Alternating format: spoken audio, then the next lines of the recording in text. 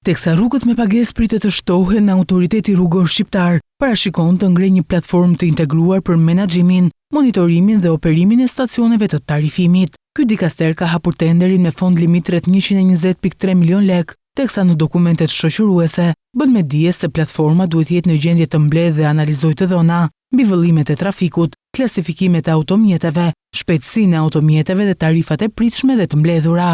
Aftësitë të dhënave të këtyre sistemeve dhe raportit duhet të lejojnë menaxhim më të mirë të operacioneve të tarifave, duke siguruar të ardhura maksimale, thuhet ndër të tjera në dokument. Përdorues të platformës do jenë Autoriteti Rrugor Shqiptar, enti kombëtar i operimit rrugor, si dhe koncesionarët ekzistues dhe ata të ardhshëm. Aktualisht janë 2 akse ku aplikohet pagesa për kalimin në rrugë, e më konkretisht rruga e Kombit dhe rruga Thuman Kashar, ndërkohë që këtë vit pritet të nisë pagesa për kalimin në tunelin e Llogaras. Po ashtu pjesë e sistemit do jenë edhe segmentet e rrugës Kashar-Lekaj, që janë në ndërtim. Sa i takon entit kombëtar të operimit rrugor, ai u ngrit vitin që shkoi me vendim qeverie, teksa Ministria e Infrastrukturës dhe Energjisë përfaqëson shtetin si pronar të 100% të aksioneve. Sipas vendimit tekor, ka si objekt të veprimtarisë jo vetëm operimin e rrugëve me pagesë, por edhe mirëmbajtjen e infrastrukturës së operimit, siç janë vendet e pagesës, prodhimin dhe shpërndarjen e biletave të pajtimit mujor për përdoruesit e rrugëve me pagesë,